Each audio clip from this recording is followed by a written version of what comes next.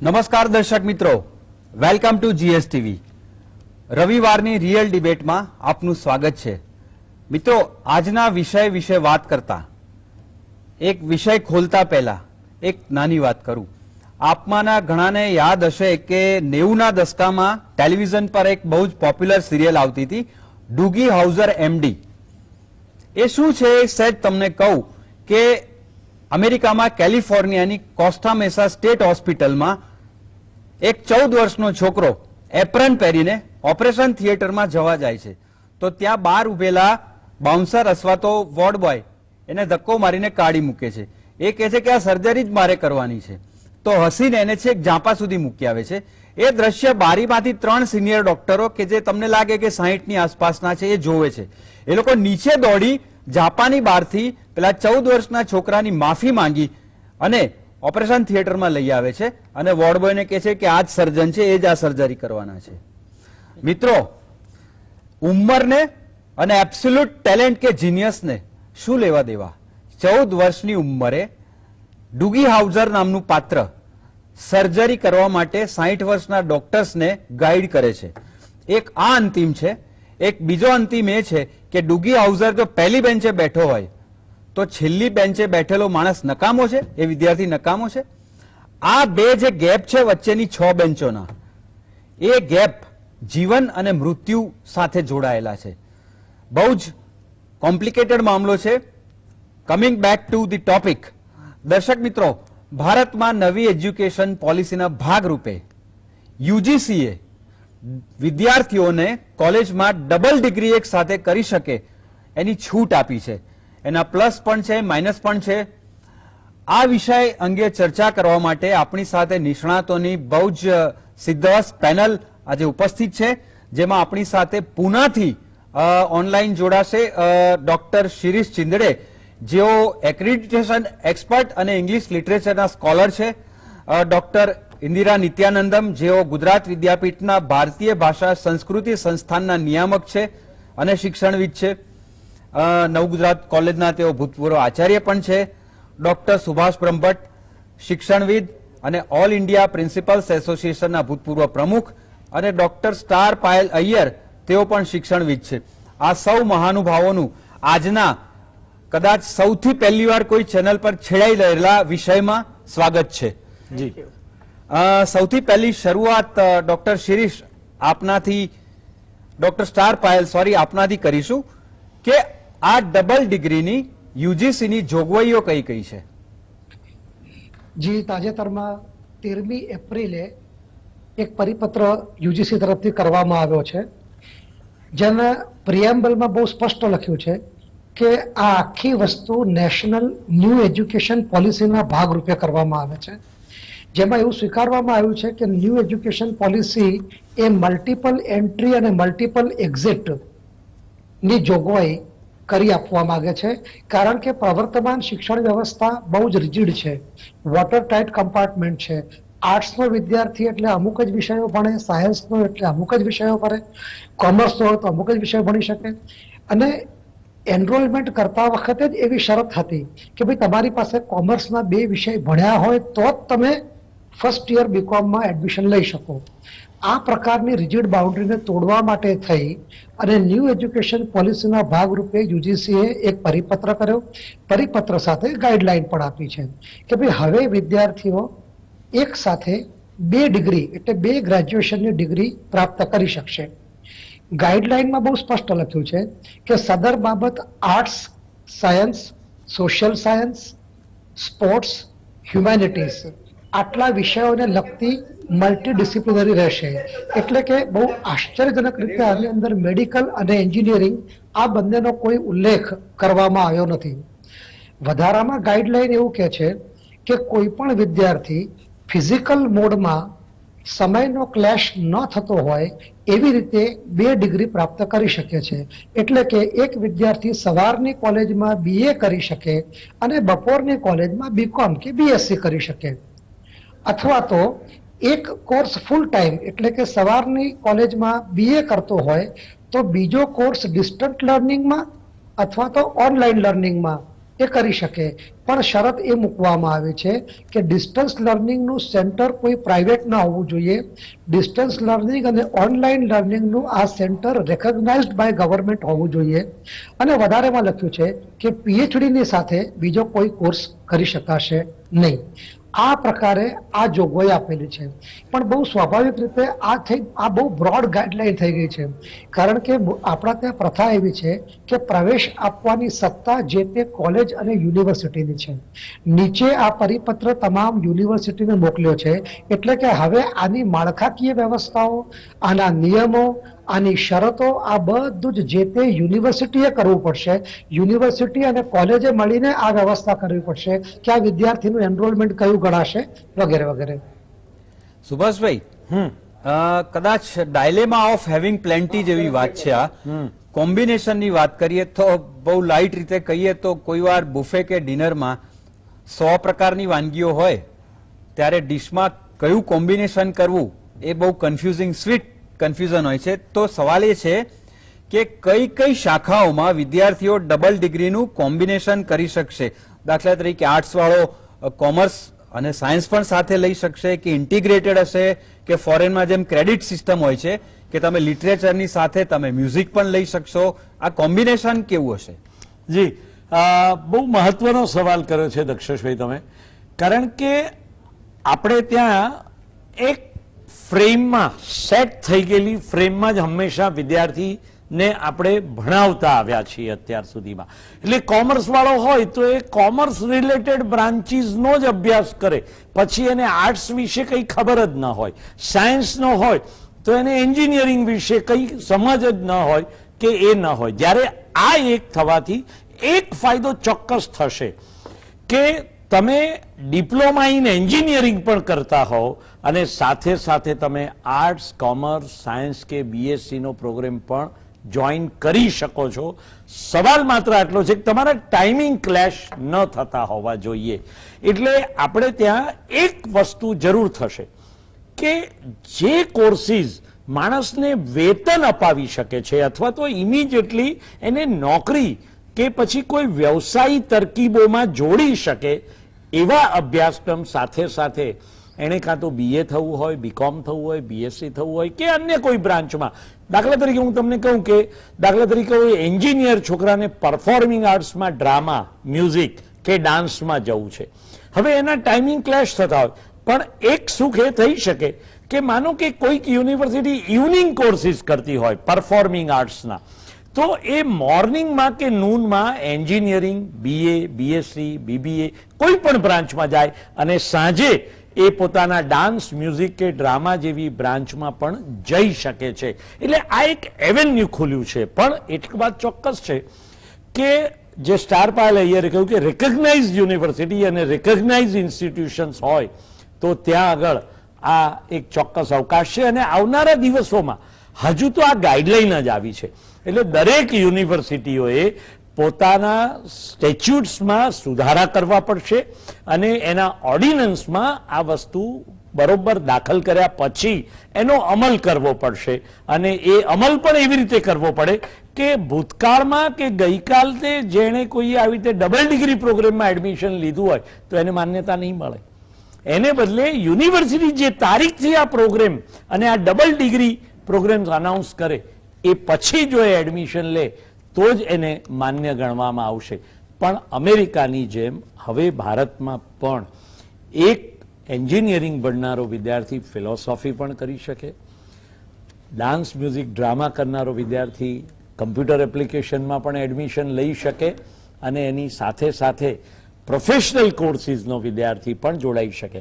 આપણે ત્યાં અત્યાર સુધી ડિસ્ટન્સ લર્નિંગમાં એક સુવિધા હતી, ઊભી થઈ હતી કે ઇન્દિરા ગાંધી ઓપન યુનિવર્સિટી કે બાબા સાહેબ આંબેડકર ઓપન યુનિવર્સિટીમાં ડિસ્ટન્સ લર્નિંગમાં વિદ્યાર્થી એક કોર્સમાં ઘરે બેસીને અભ્યાસ કરી શકતો હતો અને બીજો કોર્સ એ રેગ્યુલર કોઈ યુનિવર્સિટીમાં ફિઝિકલી હાજરી આપીને ભણી શકતો હતો. તો આ બંને કોર્સની જે માન્યતા હતી ને એને હવે મોર વાગી છે અને હવે વધારે ઓપોર્ચ્યુનિટીઝ વિદ્યાર્થીઓ માટે ખુલી છે. પણ અલબત્ત જીનિયસ, સિન્સિયર અને જે અથાગ મહેનત, પરિશ્રમ કરનારો વિદ્યાર્થી હશે ને એને જ આનો લાભ સૌથી વધારે મળશે. ડોક્ટર ઇન્દિરાજી, જે સુભાષભાઈએ જે જીનિયસ શબ્દ વાપર્યો એ વિશે જ હું આપને પૂછવાનો હતો. Very well said. પહેલું તો એ કે દરેક વિદ્યાર્થી અને યુનિવર્સિટી અને અધ્યાપકો આ બધામાં ક્યુરિયોસિટી છે કે ખરેખર આ જે યુજીસીએ પરિપત્ર બહાર પાડ્યો છે એની ડિટેલ ગાઈડલાઇન્સ શું છે. ડોક્ટર સ્ટાર પાયલે તો થોડું સમજાવ્યું, આપને પણ પૂછ્યું હતું કારણ કે આ ઓર્ડિનન્સ હજી બધા પાસે પહોંચ્યો નહીં હોય એટલે એની એક એક જોગવાઈ આપ બહુ જ ઊંડો અભ્યાસ કરી ચૂક્યા છો. એ સવાલ છે. એ ઉપરાંત સુભાષભાઈએ જે વાત કરી કે આનાથી જીનિયસ વિદ્યાર્થીઓને શું ફાયદો થશે, કેટલા વર્ષમાં ડબલ ડિગ્રી કરી શકાશે અને માત્ર ગ્રેજ્યુએશન પૂરતું મર્યાદિત છે કે પોસ્ટ ગ્રેજ્યુએશન પૂરતું પણ છે. ઓકે, એક સાથે ઘણા બધા વન બાય વન હું યાદ કરાવીશ આપને. તો બે મારા નિષ્ણાત મિત્રો જે પોઝિટિવલી જોયા છે એમાં મારે થોડું ડિફરન્સ ઓફ ઓપિનિયન મારે બતાવવાનું છે. સૌથી પહેલા મને લાગે છે આપણે ક્વોન્ટિટી પાછળ જવામાંથી કદાચ આપણે ક્વોલિટીમાં માર ખાઈશું. ફોર એક્ઝામ્પલ, એન્જિનિયરિંગની વાત કર્યા સુભાષભાઈએ, તો હું એ જ લઉં આગળ.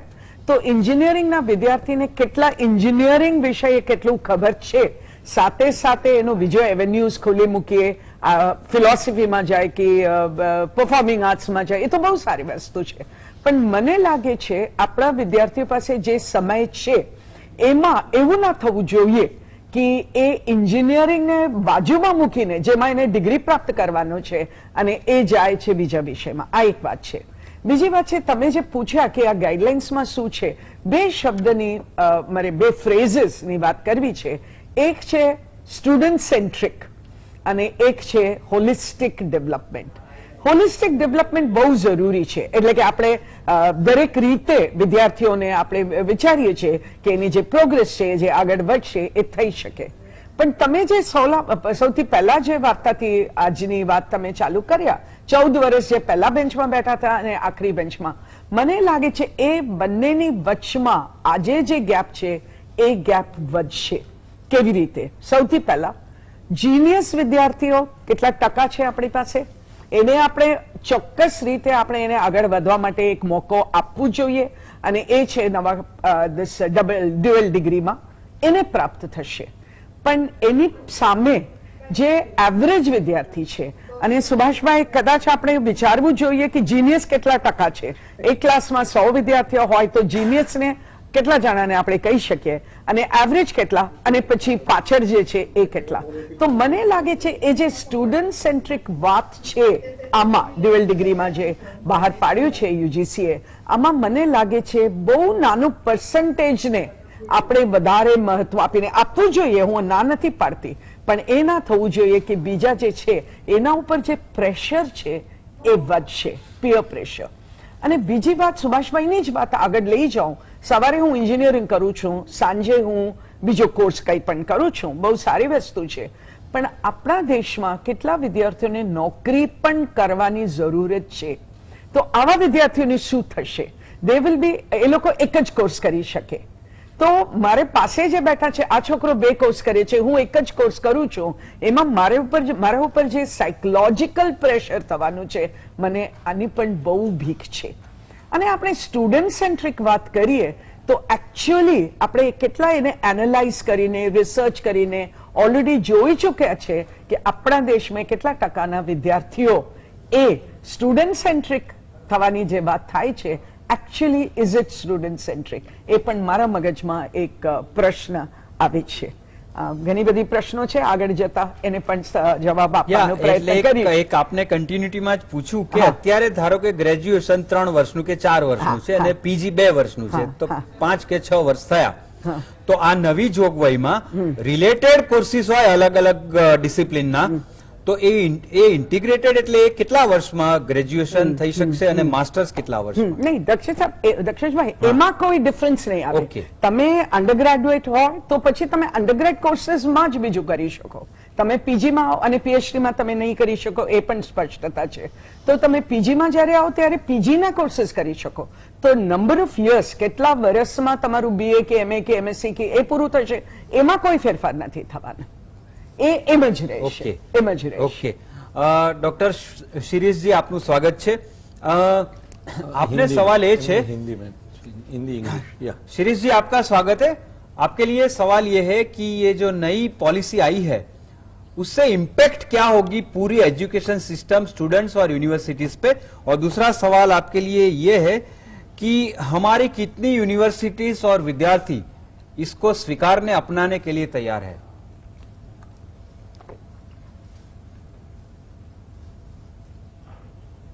ऑडियो आपकी आवाज हमें नहीं आ रही है। आपको हमारी आवाज आ रही है? जी जी, can you hear me now? या now we Yeah. Can hear, please. अच्छा अच्छा, देखो केम छो। यस એકદમ મજામાં। હું અલ્પ સ્વલ્પ ગુજરાતી સમજુ છું, સમજુ શકું। ગુજરાતી સરસ અને સરળ ભાષા છે, પણ બોલી ના શકું। ઓકે બોલો છો એટલે દર્શકગણ ક્ષમસ્વ। अच्छा, नाउ ये दो डिग्रीज के बारे में हम बोल रहे हैं। We are talking, discussing the whole issue about 2 degrees actually, at a time. I would like to take you, so I'll take the advantage of using 2 languages, both English and Hindi also. Please. Okay, now let me take you a little to the background of the whole situation. First of all, let us please understand, everyone, our students must understand, and our teachers more than our students must understand, that change alone is a constant. Everything in the world, everything around us is changing. Many of us are familiar with that popular Hindi song, har ghadi badal rahi hai roop zindagi.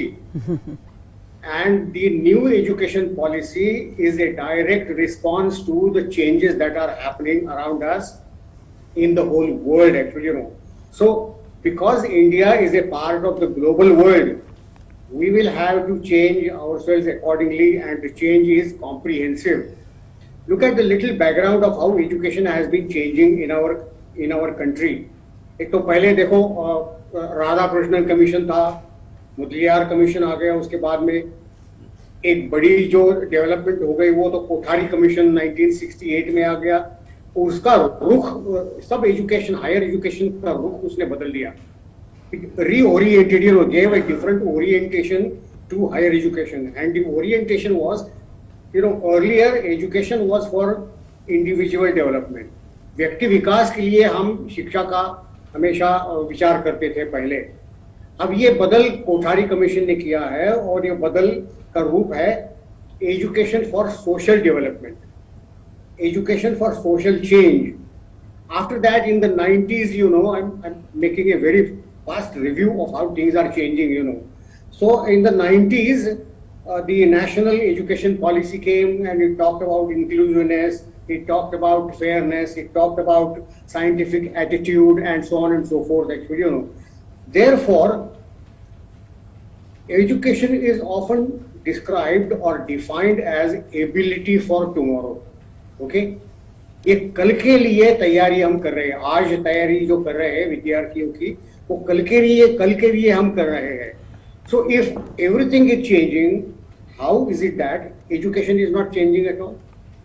And therefore this issue has been taken up almost after 36 years, because the Kothari, if you look at the starting point at Kothari Commission in 1968, then today we are in 22-23, the new education policy draft, वो कच्चा मसूदा जो बोलते हैं उसको, वो appeared in 2090. Okay, 2090. One whole year was dedicated for receiving, public, suggestions on it, and we are told that about 3 lakh suggestions came, 3 lakh सूचनाएं वो कमीशन के पास आ गई, और all of them were considered actually, and then the final draft appeared in 2020, and therefore this is called New Education Policy 2020. So the point that we are debating here today, namely 2 degrees simultaneously at one and the same time, is it possible, or is it advisable also? It is desirable also to allow students to have 2 degrees, whether it is undergraduate degrees or postgraduate degrees. We will keep out that research idea for one moment, MPhil for example and PhD for example. Right now, there is no facility being provided for having two PhD degrees or two MPhil degrees to be done at one and the same time. It's not possible also. So ये दो degrees वाला विषय जो है वो सब विद्या कोविदों में बहुत मतलब भिन्नता निर्माण कर रहा है। अभी मैं टाइम्स ऑफ इंडिया में कल परसों पढ़ रहा था कि बहुत सारे वाइस चांसलर जो है वो इसके बारे में ज्यादा उसके बारे में ज्यादा वो फाइनल जजमेंट नहीं दे पा रहे हैं। Everybody says everything depends on the implementation, okay? And this is a big challenge. Actually, implementation is a big challenge. There are many articles on this issue appearing in Marathi papers also. I am speaking from Pune. In Marathi papers also, some papers are pointing out very strongly that ये तो गुणवत्ता हनन का अगला कदम है। सब गुणवत्ता इससे नष्ट होने वाली है। पहले ही हमारे एजुकेशन में गुणवत्ता की कमी है और ये जो नया धोरण आ रहा है, नई नीति आ रही है, वो तो सब गुणवत्ता का पूरा बर्बाद कर देंगे, पूरा हरण करने वाली है, पुनः विनाश करने वाली है। दूसरे कई लोग ऐसे हैं कि बोल रहे हैं कि ये पहली बार हो रहा है कि कोई प्रैक्टिकल डिसीजंस हो रहे हैं। विद्यार्थी क्या चाहते हैं? Let us remember one word, customization. We are living in a time of when we say the customer is right, and the main customer, the main stakeholder in all education is our student. Years after years, what is happening is actually we are giving the students what we know, what we think that they want. Now the paradigm is changing, now the pattern is changing. अभी वो नमूना बदल रहा है। अभी हमने सोचना है कि विद्यार्थी क्या चाहते हैं, उनको क्या चाहिए एजुकेशन में।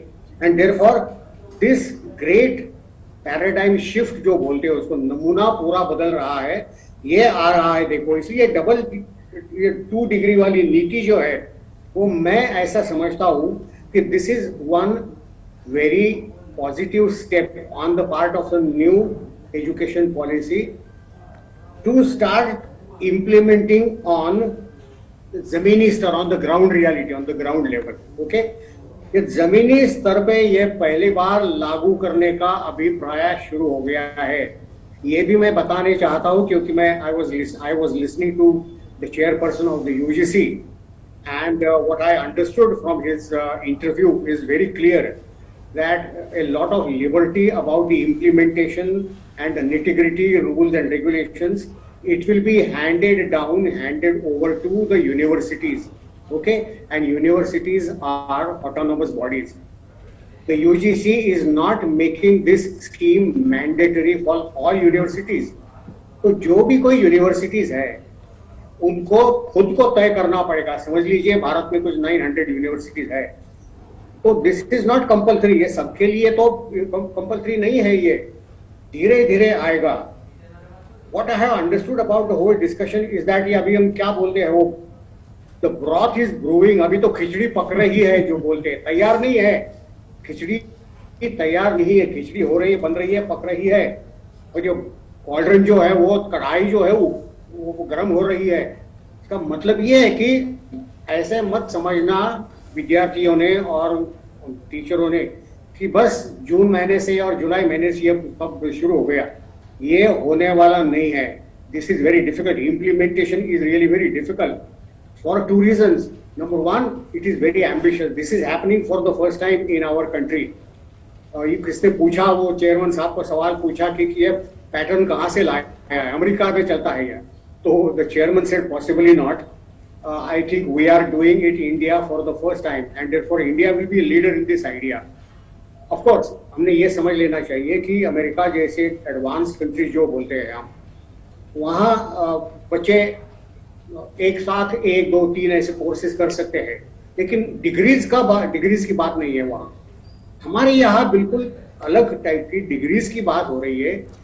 डॉक्टर शिरीष जी, ये आपने जो कहा कि ये जो खिचड़ी पक रही है उसकी खुशबू या ऑर्डर क्या है, उसके बारे में हम और भी बात करेंगे। आई एम सॉरी, हम लोग एक छोटा सा ब्रेक ले रहे हैं, ब्रेक के बाद फिर मिलते हैं, आपसे आगे बात करते हैं। દર્શક મિત્રો, બહુ જ ક્યુરિયોસિટી, આતુરતા, પ્રશ્નો અને વિડંબણાઓ સાથેનો આ મુદ્દો છે।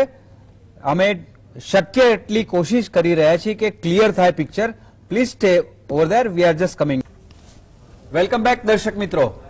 બ્રેક પહેલા ડોક્ટર શિરીષજીએ જે આ ડબલ ડિગ્રીની જે આખી જોગવાઈની જે કેટલીક વિપરીતતાઓની ખીચડી પકરાઈ એની જે વાત કરી, તો એ સંદર્ભમાં આપણે ડોક્ટર સ્ટાર પાયલને આગળ પૂછીએ કે ડોક્ટર સ્ટાર પાયલ, શિરીષભાઈએ જે કીધું કે હજી તો ગુજરાતીમાં કહીએ તો ભેંસ ભાગોળે ને છાસ છાગોળે છે, તો ઘણા બધા કન્ફ્યુઝન્સ છે કે આમાં નવી જોગવાઈમાં આખું નવું જે કરિક્યુલમ આવશે ડબલ ડિગ્રી કરવા માટે, એ યુનિફાઈડ સેન્ટ્રલી હશે કે દરેક યુનિવર્સિટીનું પોતાનું પોતાનું હશે? દક્ષેશભાઈ, આપે મને પ્રથમ વખતમાં સેશનમાં પૂછ્યું હતું કે આમાં શું જોગવાઈઓ છે। મારે આના અંગે થોડીક છણાવટ કરવી છે। 40 વર્ષનું મારું આ જે શિક્ષણ જગત ભારતમાં જે છે એના સાથેનો મારો પરિચય, મને એક વસ્તુ બહુ દુઃખ સાથે મારે સ્વીકારવી પડે છે કે આપણી શિક્ષણ વ્યવસ્થામાં આપણે વિચારતા કંઈક બીજું હોય છે, કહેતા કંઈક બીજું હોય છે અને છેવટે કરતા કંઈક ત્રીજું જ હોય છે। એટલે આપણા પાયાના વિચારો અને ત્યારબાદ આપણી વાણી અને એકચ્યુઅલી અમલમાં મૂકીએ છીએ, આના વચ્ચે ભેદભાવ છે। એમ આઈ ઓડિબલ? હા, બિલકુલ બિલકુલ। હા, ઓકે। હવે પ્રશ્ન એ છે કે જેના પ્રિએમ્બલમાં તમે એમ લખો છો કે આપણે શિક્ષણના જે રિજિડ બાઉન્ડ્રી છે એ વાડાઓને મિટાવવા માંગીએ છીએ। સવાલ એ છે કે વાડાઓને મિટાવવા માટે તમે આગળ વધો છો અને હવે તમે એમ કહો છો કે એનો અર્થ એમ કે તમે હવે 2 વાડામાં બેસી શકો છો। જો તમે વાડા મિટાવવા માંગતા હોય તો પછી તમે એમ કેમ કહો છો કે મારું એ કહેવું છે કે જેવી રીતે અત્યારે બેન્કિંગની, LICની, UPSCની, GPSCની પરીક્ષામાં લાયકાત શું? તો માત્ર ગ્રેજ્યુએટ, એટલે કે એ ગ્રેજ્યુએટ આર્ટ્સનો હોય, કોમર્સનો હોય, સાયન્સનો હોય, એજ્યુકેશન હોય કે મેડિકલ હોય, કોઈ પણ વ્યક્તિ આ કોમ્પિટિટિવ એક્ઝામ આપી શકે છે, વિચ મીન્સ કે you have to be a graduate. હવે આપણે જો વાડા મિટાવવા માંગતા હોઈએ અને યુએસની પેટર્નને પૂરેપૂરી લેવા માંગતા હોઈએ, એમાં કંઈ ખોટું નથી। યુએસમાં MS કીધેલું હોય તો એ MS એટલે શું? તો master of science. Now he may be an MSc, he may be a medical student, he may be engineering. આ ત્રણે વસ્તુ માસ્ટર્સમાં આવે છે। બીજી વસ્તુ છે મેનેજમેન્ટ, તો જેણે MBA કરેલું હોય, BBA કરેલું હોય, એ મેનેજમેન્ટમાં આવે છે। અને હ્યુમેનિટીઝ, કોમર્સ, સ્પોર્ટ્સ આ બધાને મર્જ કરવામાં આવે છે। મારું એ કહેવું છે કે તમે શા માટે 2 ડિગ્રી આપો છો? એના કરતા વિદ્યાર્થીઓને વિષયો ખોલી દો। કે હું ગ્રેજ્યુએટ થવા માંગતો હું તો મારે 130 ક્રેડિટ લેવાની છે, એ 130 ક્રેડિટ હું ભૂગોળમાંથી લઉં, કોમર્સમાંથી લઈ શકું છું, સાયન્સમાંથી લઈ શકું છું। લેટ મી બી કોલ્ડ અ ગ્રેજ્યુએટ। સવાલ એ છે કે તમારે નોકરીદાતાની અને સરકારની માનસિકતા બદલવી પડશે। દક્ષેશભાઈ, બીજું પણ હું આપને કહું કે અત્યાર સુધીની વ્યવસ્થામાં આપણે શું છે, તુંડે મતિ ભિન્ન છે। રાજસ્થાન યુનિવર્સિટીમાં હમણાં સુધીની વાત કરું છું, રાજસ્થાન યુનિવર્સિટીમાં BA થવા માટે તમે 3 વિષયમાં BA એક સાથે થઈ શકો છો। એટલે કે જેમ ગુજરાત યુનિવર્સિટીમાં અને ગુજરાત રાજ્યમાં 3rd યરમાં તમે જે મુખ્ય વિષય નક્કી કરવો પડે અને એના 6 પેપર ભણેલા હોવા જોઈએ। એટલે કે ગુજરાતમાં ગ્રેજ્યુએટ એને કહેવાય, અંગ્રેજીમાં ગ્રેજ્યુએટ એને કહેવાય કે જે અંગ્રેજીના કુલ 11 પેપર ભણેલો હોય। પણ રાજસ્થાનમાં આવું નથી। રાજસ્થાનમાં TYની અંદર પણ 2 પેપર હોય। હવે પ્રશ્ન શું થાય કે રાજસ્થાનનો વિદ્યાર્થી 3 વિષયમાં ગ્રેજ્યુએટ કહેવાય, એ વિદ્યાર્થી જ્યારે ગુજરાત યુનિવર્સિટીમાં માસ્ટર્સ કરવા આવે તો એને માસ્ટર્સ માટે કોઈ પણ સબ્જેક્ટમાં એલિજિબલ થતો નથી। એણે રાજસ્થાનમાં 3 પૈકી કોઈ પણ વિષયમાં માસ્ટર્સ કરી શકે અને અધ્યાપક પણ થઈ શકે। એટલે એક પ્રકારની ઓપનનેસ આપણા કરતા વધારે છે। એટલે યુનિવર્સિટીની વચ્ચે પણ આ વસ્તુ નક્કી કરવી પડશે અને સ્થાનિક કક્ષાએ UGC પણ આ વસ્તુ નક્કી કરવી પડશે। શા માટે આપણે ડ્યુઅલ ડિગ્રી કહીએ છીએ? અને ડિગ્રીનો ભેદભાવ તોડી નાખો, એને ગ્રેજ્યુએટ થવા દો। હું ચોક્કસપણે કહું, જ્ઞાનને ક્યારે બંધનમાં ના રાખવું જોઈએ।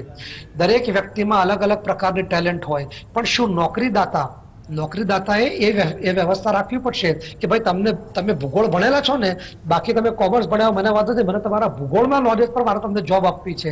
આ પ્રકારની માનસિકતા સરકારે પણ રાખવી પડશે। આજની તારીખે તમે જુઓ તો સરકારી નોકરીમાં લાયકાતો જે છે એ પણ બદલવી પડશે। શિક્ષણની વ્યવસ્થા, આખરે માણસ કેમ ભણે છે?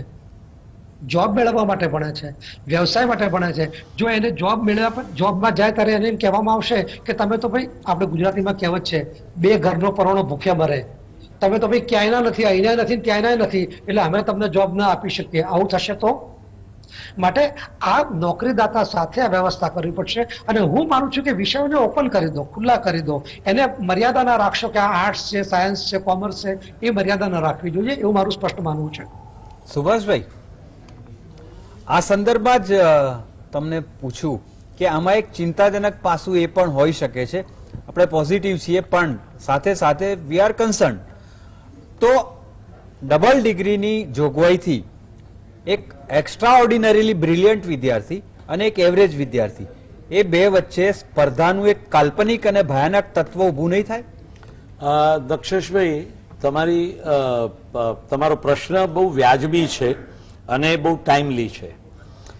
સવાલ માત્ર આટલો છે કે આપણે આ શું કામ કરી રહ્યા છીએ. તો મને એક એવો ભય છે કે જે અંડરકરન્ટ્સ છે, અને એ છે કે ગ્રોથ એનરોલમેન્ટ રેશિયો વધારવા માટે અને યુનેસ્કોમાં આપણો આંક ઊંચો બતાવવા માટેનો આ એક વિશેષ પ્રયત્ન છે. આ એક વાત.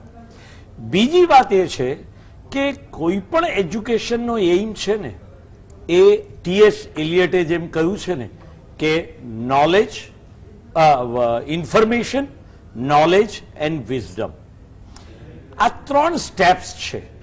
ફર્સ્ટ સ્ટેજ એ વિદ્યાર્થી માટે ઇન્ફોર્મેશન હોય છે. સેકન્ડ સ્ટેજમાં એ જ્યારે ટીચરની સાથે ઇન્ટરેક્શન્સ કરે છે ત્યારે એ નોલેજમાં પરિવર્તિત થાય છે, અને પછી એ સ્વયં વિચારતો થાય છે ત્યારે એનું વિઝડમ ડેવલપ થાય છે. આ ઇન્ફોર્મેશન, નોલેજ અને વિઝડમને આપણે મારી નાખીશું, કારણ કે આપણો વિદ્યાર્થી ફોકસ નહીં હોય, ડી ફોકસ થશે. એ છેક સુધી ભણશે ડ્યુઅલ ડિગ્રીમાં, પણ એ નહીં આમનો રે કે નહીં આમનો રે એવો પણ એક ભય છે, કારણ કે કશુંક વધારે મેળવી લેવાની લાલચમાં એ વિદ્યાર્થી ડી ફોકસ થઈ જશે. એટલે કોન્સન્ટ્રેશન એનું કદાચ ન રહે એવું પણ બને. સ્ટાર પાયલે બહુ જ સાચી વાત કરી કે એક વિષયની કેટલી બધી બ્રાન્ચીસ હોય છે. દાખલા તરીકે તમે જ્યોગ્રાફી લો તો જ્યોગ્રાફીમાં કેટલી બધી બ્રાન્ચીસ છે. દાખલા તરીકે તમે હિસ્ટ્રી લો કે તમે સાયન્સની કોઈ પણ એક ફેકલ્ટી લો, તો એ એક જ સબ્જેક્ટની અંદર કેટલી બધી વેરિયસ બ્રાન્ચીસ હોય છે. તો એ વેરિયસ બ્રાન્ચીસમાં, એક જ સબ્જેક્ટની વેરિયસ બ્રાન્ચીસમાં જાય ને ત્યારે માણસ જીનિયસ બની શકે છે. મને એમ લાગે છે કે વધારે ફોકસ થઈ શકે, અને આ દેશને વધારે જીનિયસ માણસોની જરૂર છે. જો આમ કરીશું તો હું માનું એક જ વિષયની વિવિધ બ્રાન્ચીસમાં એ ડ્યુઅલ ડિગ્રી લઈ શકે. આ કરવાથી કદાચ આપણે ધાર્યા પરિણામો પણ મેળવીશું, અને આ દેશને નવા ટેકનોક્રેટ્સ, નવા જીનિયસ મળે એવી એક સંભાવના છે. સુભાષભાઈ, હું એક જ મિનિટ જરા આપને વચ્ચે રોકીશ. જી. આપ અને હું, આપણે બંને છેલ્લા 15 વર્ષથી 20 વર્ષથી આપણે આચાર્ય રહ્યા છીએ, અને આપણે આ બદલાતો વિદ્યાર્થીઓનો ટ્રેન્ડ સતત જોતા આવેલા છે. જી. હું અત્યારે એવું કહીશ, જો જીનિયસ વિદ્યાર્થીઓને તો પોતાના રસના વિષય ભણે છે, પણ જે નોન જીનિયસ, એટલે કે જે ઇન્દિરા મેડમે કીધું કે 40 થી 60% વિદ્યાર્થીઓ જે એવરેજ છે ને, એ એવરેજ વિદ્યાર્થીઓ, મારે એક આચાર્ય તરીકે બહુ દુઃખ સાથે કહેવું પડે કે દલા તરવાડીના ખેતરમાં રીંગણા વીણવા નીકળ્યા હોય ને એવી રીતે ડિગ્રી લેવા નીકળ્યા છે. તમે એને 2 આપશો તો 2 લેશે, ને 3 આપશો તો 3 લઈ લેશે. એનો શું વાંધો છે? આ પ્રકારનો જે ઇન્દિરા મેડમે કીધું કે you should not go in for quantitative growth but qualitative growth, એટલે 4 ડિગ્રી વાળો એક નવયુવાન જેને ચારેમાં કશું ના આવડતું હોય ને એના કરતા તો પછી એક આવડતું હોય એ વધારે સારું. કે સુભાષભાઈ, આપણે આ ટ્રેન્ડ પણ જોયો છે આપણે કોલેજોમાં. યસ સ્ટાર, કદાચ એવું પણ બને કે સેલ્ફ ફાઇનાન્સ કોલેજીસ જે દરેક યુનિવર્સિટીઓમાં સંકળાયેલી છે અને સેલ્ફ ફાઇનાન્સ યુનિવર્સિટીઝ છે, વધારે ફી લેવાની લાલચમાં એ કદાચ આ પ્રોગ્રામ્સને મોટિવેટ વધારે કરે એવી પણ શક્યતાઓ છે. હા, ડોક્ટર ઇન્દિરાજી, એક દલીલ આ એમેન્ડમેન્ટ માટે કદાચ એવી થઈ રહી છે કે 5 વર્ષમાં અહીંનો વિદ્યાર્થી 1 ડિગ્રી મેળવે એના કરતા 2 ડિગ્રી મેળવે તો સ્ટેટ, નેશનલ અને ઇન્ટરનેશનલ લેવલે એને વધારે એક્સપોઝર, વધારે જોબ ઓપોર્ચ્યુનિટીઝ એટ પાર વિથ ઇન્ટરનેશનલ સ્ટાન્ડર્ડ્સ એવી જ સેલરી પણ મળી શકે, એક આ દલીલ રજૂ થઈ રહી છે, એના વિશે આપનું શું કહેવું છે? એ પ્રશ્નનો જવાબ આપતા પહેલા દક્ષેશભાઈ મારે એ કહેવું છે, આપણે 5 જણા આજે જે વાત કરીએ છીએ 5-6 જણા અર્બન કોલેજીસમાં છીએ. We have to admit that. And India lives in its villages. એ તો આપણે ક્યારથી, હું જયારે સ્કૂલમાં હતી ત્યારથી સાંભળું છું. India lives in its villages. તો આ બધું જોગવાઈમાં ક્યાં છે આપણા ગામના છોકરાઓ? એની પાસે એ ડ્યુઅલ ડિગ્રી કે વધારે સબ્જેક્ટ ભણવાનું કોઈ એને ભણાવે, એની પાસે કોઈ ઓપોર્ચ્યુનિટી રહેવાનું છે? એ પ્રશ્ન આપણે પૂછવું જોઈએ. અને મને લાગે છે પ્રશ્ન પૂછીએ કે ના પૂછીએ, જવાબ તો સ્પષ્ટ છે. તો આ એક વાત છે. બીજી વાત છે કે 2 ડિગ્રી હું લઈને જાઉં તો મારી પાસે જોબ ઓપોર્ચ્યુનિટી વધે છે, એ તો આપણે ફક્ત ક્વોન્ટિટીની વાત કરીએ છીએ, રાઈટ? એમાં કોઈ ક્વોલિટી ઇમ્પ્રુવમેન્ટ થશે? અને આપણે જયારે choice base credit system star પહેલ આપણે જયારે ચાલુ કર્યા, કેટલી બધી ઉમંગો સાથે આપણે ઇન્ટ્રોડ્યુસ કર્યા, અને આજે એ ક્યાં છે એ પણ આપણે બધાને ખબર છે.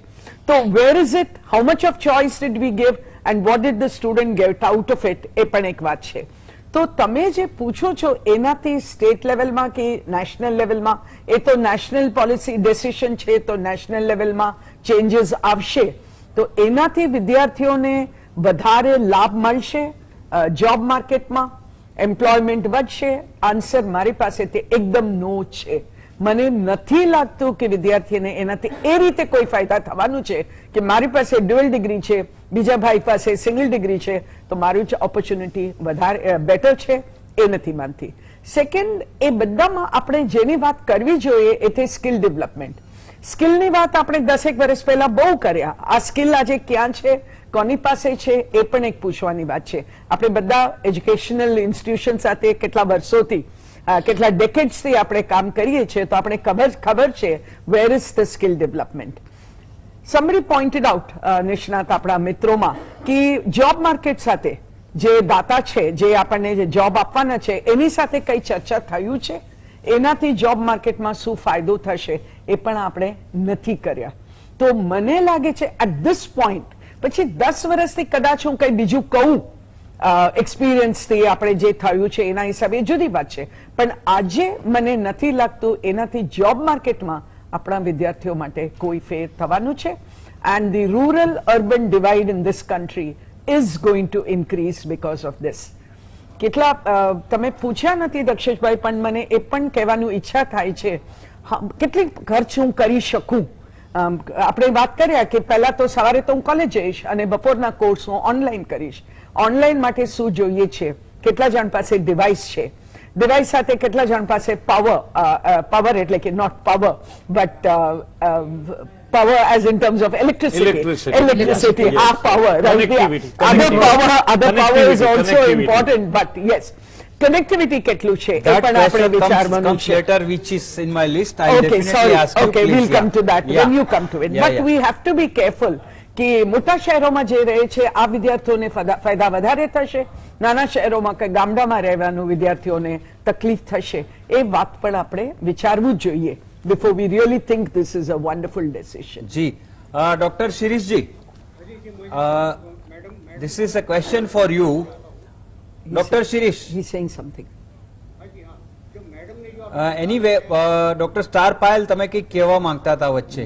Shirish Shengde is also on. જી જી મને આ જ વસ્તુ કહેવી હતી કે જે તમે સૌથી પહેલા શરૂઆતમાં ઉદાહરણ આપ્યું ને કે ટેલેન્ટની વાત છે. હવે આ વસ્તુમાં આપણે જોવા જઈએ તો અત્યારે મેડિકલમાં પણ પ્રવેશ લે છે તો 12 સાયન્સ ભણેલો વિદ્યાર્થી પ્રવેશ લે છે.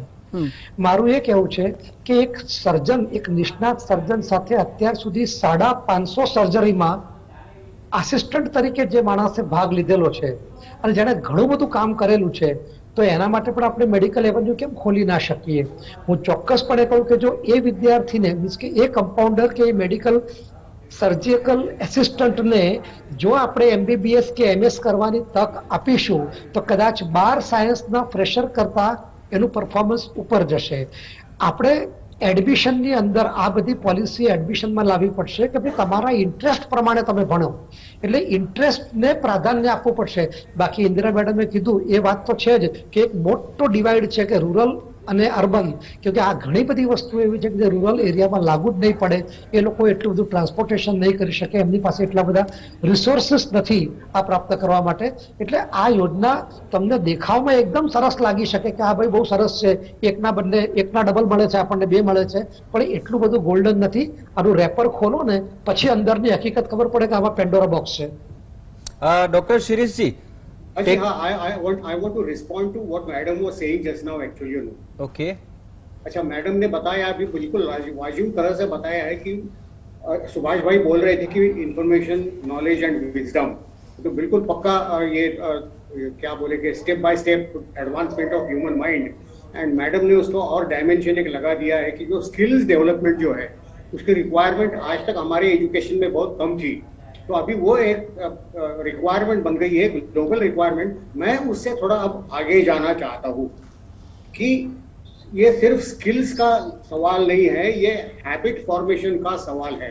और कौन सी हैबिट फॉर्म करनी है उसको टेक्निकली उसको बोलते हैं L3 अप्रोच विद्यार्थियों में आना चाहिए. Madam has already made a mention of student centric, you know. तो स्टूडेंट सेंट्रिक का मतलब क्या है बिल्कुल पक्का, तो पक्का मतलब ये है कि ये L3 अप्रोच जो बोलते हैं, जिसको लाइफ लॉन्ग लर्निंग, उसमें 3L आ गए, इसको L3 अप्रोच बोलते हैं, लाइफ लॉन्ग लर्निंग. ये नई हैबिट है जो हमने शिक्षा प्रणाली ने विद्यार्थियों में इनकलकेट करनी है, उनमें डालनी है. ये नया संस्कार है. आज तक क्या होता था कि वो हम स्पून फीडिंग जो बोलते हैं, स्पून फीडिंग चलता था. बहुत सारे कॉलेजेस में जो डिक्टेशन क्लासेस जो है वो चलते थे, वो बोलते थे. अभी क्या है, विद्यार्थी ने खुद की रिस्पॉन्सिबिलिटी लर्निंग की है, ये समझना चाहिए. The responsibility of teaching has shifted to the student now. ये बिल्कुल महत्वपूर्ण मुद्दा है जो समझना चाहिए हमने, क्योंकि ये L3 approach, why is it necessary? Now there is something very important that I want to say here actually, you know. People have been telling us, all thinkers all the world over, they have been telling us, विचारक लोग जो है वो हमें बार बार बता रहे हैं कि कल वाला फ्यूचर जो है, the future of tomorrow is described as VUCA, VUCA, VUCA future. Now ये एक्रोनिम का मतलब क्या है? V stands for vague. How is the future? The future is vague. We are not clear about it. U is unpredictable. You do not know what is going to happen, how things are going to change. Number 3 is C. C stands for complex. And number 4 जो है वो A is ambiguous. उसका पता ही नहीं अभी हो रहा है कि ये भी हो सकता है, वो भी हो सकता है. तो क्या हो सकता है, हमने कौन सी तरह की शिक्षा देनी चाहिए, what kind of education should we give? So the one line simple answer is that we should inculcate in our students the habit of changing themselves, changing frequently, changing quickly, and changing without complaint. No complaint is actually allowed now actually for changing. If you do not change, you are finished. Change or perish, as it is said actually, you know. And therefore, I think this is a very strong message that the new education policy behind this flexibility, you know, because the chairman was talking using the word flexibility very often. We are introducing flexibility in education. Now, what kind of flexibility is it? Flexibility for the student to understand, to increase his knowledge, to develop into different branches, to have a multidisciplinary approach and put a habit into himself. उसमें ये कला निर्माण होनी चाहिए, उसमें habit निर्माण होनी चाहिए, उसमें ये डिसिप्लिन होनी चाहिए कि वो खुद का काम खुद करे. So this is the main capacity building activity that the new education policy, with all these new changes coming, especially this new change of 2-degree approach, this is the fundamental meaning, this is the fundamental vision behind that. And if we understand this vision, then I think our understanding of the new education policy is near the correct one actually. जी, Dr. Shirish ji, I request each of the guests to be brief in their answers because now we have 5 minutes left. And Dr. Shirish ji, I have a question for you. Going back to your apprehensions at the earlier part of the program, do you have still apprehensions that this would create unnecessary speed, competition and complex among the students? And last but not the least, it's like, driving a car on an express highway. The road is yours, but the steering is also yours. When to stop, when to control. No, so I think Subhash Bhai has given an answer partly to this, our GER, gross enrollment ratio now is something like 25. In the next 10 years, it is expected to be 50%. And somebody mentioned that digital university also. So the problem of accommodating more and more students, almost up to 50% students, double of what we are having now. The problem will not exist at all because of digitalization of education, because of online learning.